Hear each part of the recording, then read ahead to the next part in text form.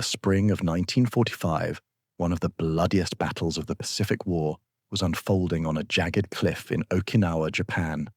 American forces were attempting to scale a 400-foot escarpment that the Japanese had turned into a fortress.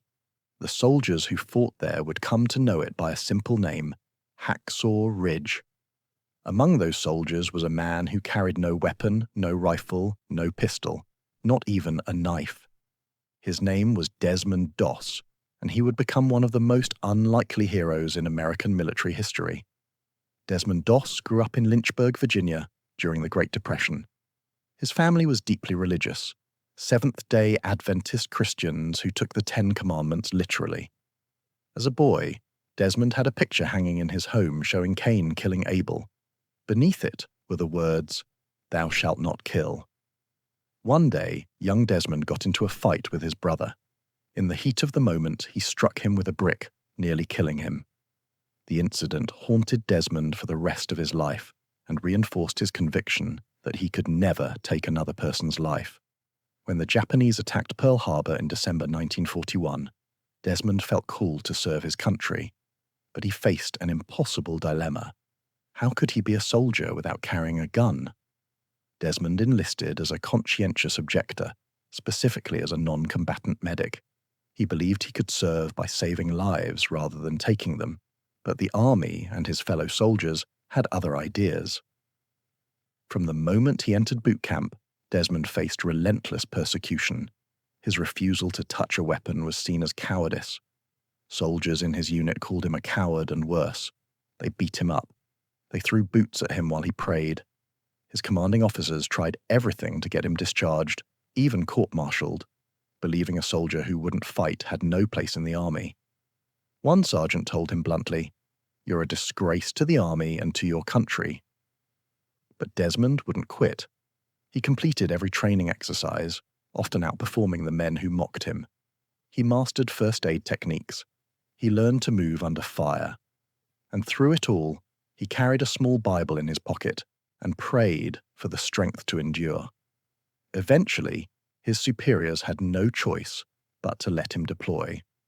In early 1945, Private First Class Desmond Doss shipped out to the Pacific with the 77th Infantry Division.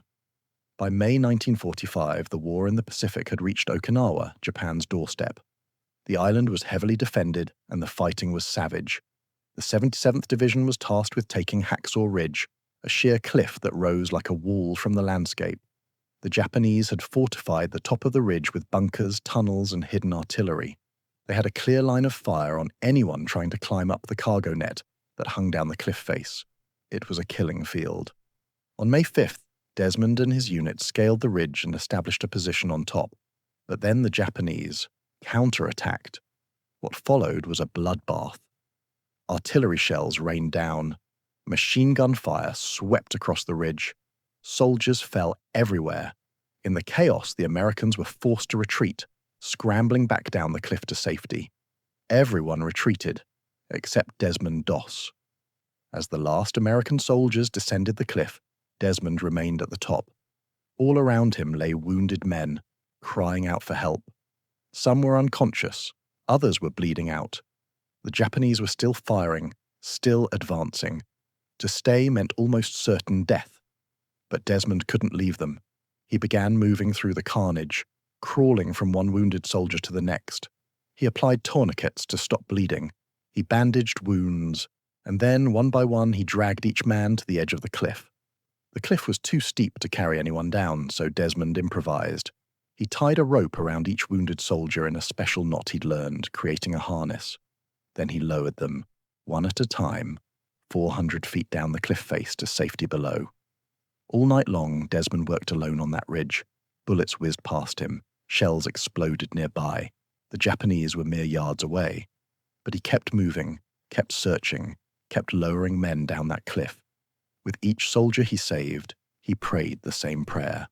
Lord, please help me get one more, just one more. By dawn, Desmond had lowered 75 wounded soldiers down Hacksaw Ridge. 75 men who would have died without him. 75 families who would see their sons, brothers, and husbands again. When Desmond finally climbed down himself, exhausted and covered in blood. None of it his own. His fellow soldiers stared in disbelief. The men who had once called him a coward now called him a hero. But Desmond wasn't finished. Over the following weeks, he continued serving as a medic in the brutal campaign for Okinawa. He treated countless more wounded soldiers under fire, refusing to carry a weapon but never refusing to go where the fighting was fiercest. On May 21st, Desmond was seriously wounded by a grenade blast. While waiting for help, he saw another soldier who was more critically injured. Desmond crawled off his stretcher and insisted the other man be evacuated first. While waiting again, he was shot by a sniper, the bullet shattering his arm.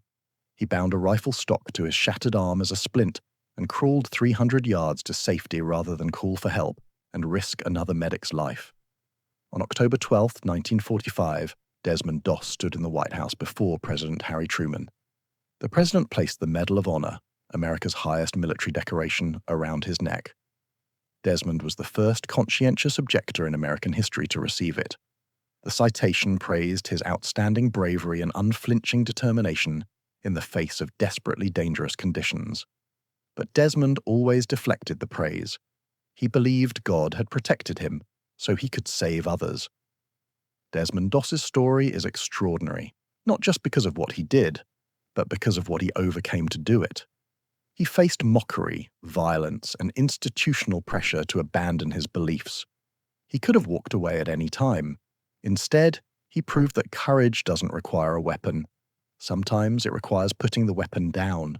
His fellow soldiers, the ones who had beaten and scorned him, became his greatest advocates. One officer who had tried to have him court-martialed later said, "He was one of the bravest persons alive." The men of the 77th Infantry Division came to believe that Desmond was protected by divine intervention. They began to refuse to go into battle unless he was with them. The conscientious objector had become their good luck charm, not because he could kill the enemy, but because he could save his friends. After the war, Desmond returned home to Virginia. He struggled with his injuries for the rest of his life. The arm wound never fully healed, and he eventually lost a lung to tuberculosis contracted from another patient at a military hospital. But he lived to be 87 years old, dying in 2006. He married his sweetheart Dorothy and raised a family. He never sought fame or fortune. He spoke at schools and churches when invited, always using his platform to talk about faith, courage, and the value of human life. Desmond Doss proved that one person, armed only with conviction and compassion, could make a profound difference even in humanity's darkest moments. On Hacksaw Ridge, when everyone else ran down, he stayed up. When death surrounded him, he chose life, not just for himself, but for 75 others. His prayer was simple: "Lord, help me get one more," and one by one he did.